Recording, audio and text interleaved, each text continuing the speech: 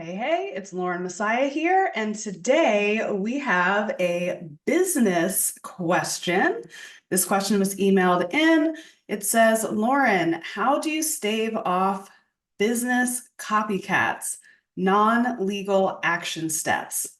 Okay, great question, because over the course of my career, I have been copied more times than I can count, literally more times than I can count. I have had my website copied, word for word, graphic for graphic. The only thing changed was the logo. Instead of saying Lauren Messiah, it said this other stylist name, but in the same font, in the same color. Okay. I've had my services ripped off. And most recently, my program, Style Boss Academy, that trains stylists how to start businesses, that got ripped off too. From the name, I have been copied and ripped off so many freaking times. It's not even funny.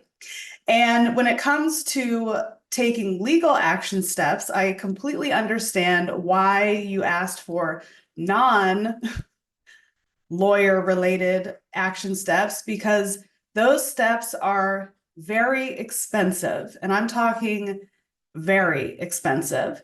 So it's definitely the route that you take when it's like, okay, this is a threat to my business. This is like, we've got to do what we've got to do. I wouldn't immediately jump to legal resources for things that, yes, while they are like big and offensive and wild and bold, that they're not really going to affect your business. So this stylist who literally just like jacked my entire website, she is of no threat to me. She is of no threat, whatever.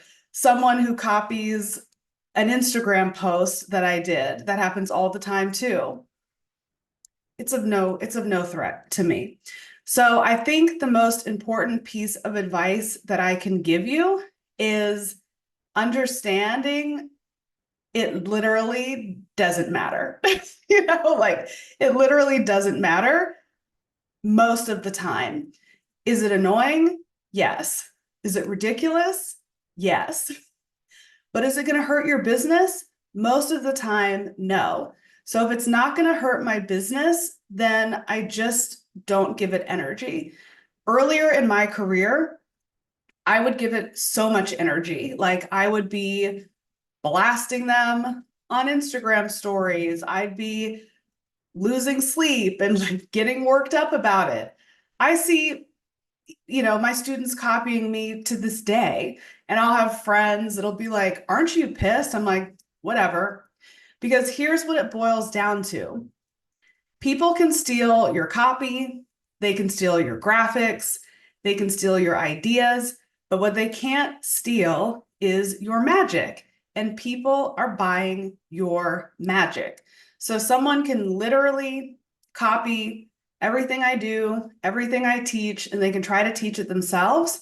But what they don't have is 15 years experience of teaching stylists. What they don't have is 15 plus years of styling clients and writing books and being on TV and doing all of the things that I have done in my career. They cannot copy every book I've read, every seminar I've attended, every coach that I've paid, every lesson that I've learned, the easy way and the hard way. They can't copy that. So when they're copying your words, your graphics, your services, it just won't land because it's not them. In order to be successful, you have to tap into your own gifts, the gifts that were God-given or whatever you believe in. Those are yours. The way you deliver it, the way that you see it, it's all yours. And that is what is going to bring in the money and the magic and the perfect clients. So all of these people stealing from you, they're stealing it and sitting there broke, scratching their heads why it didn't work. So tip number one is just don't sweat it because it really doesn't matter. And then the other thing that I practice is I always want to be one step ahead. So I get to just laugh when people are copying me because I'm already 1 to 2 steps ahead working on the next thing.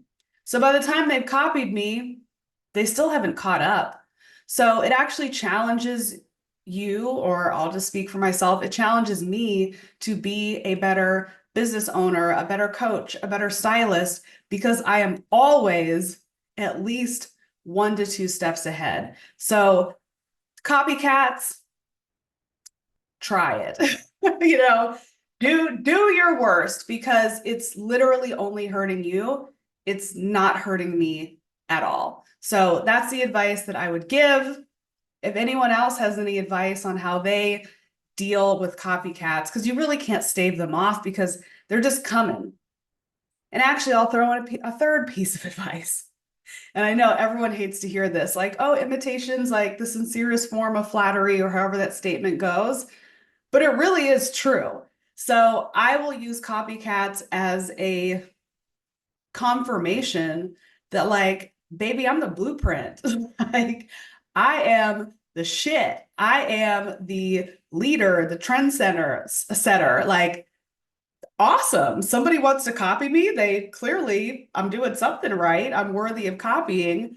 So I just know that I can't stave them off. So I try to use the shit energy that they're giving to me. I try to remix it up and make it positive. Yay, it makes me a better business owner. Yay, it helps me be more patient and to not sweat the small stuff. Like, yay, it helps reinforce how awesome I am. Like, winner, winner, chicken dinner. So there's my advice. If anyone else has any advice on how they deal with copycats, either with their actions or with their mindset, feel free to drop it in the comment section. And remember, if you have a fashion question or a business question for me, go ahead and drop it in the comments and I'll do my best to answer it right here on video. In the meantime, hit that little subscribe button because that's the gift that you can give to me. These videos are free for you. All I want in return is a little tippy tap on the old subscribe. Thanks for tuning in, and I'll see you in the next video.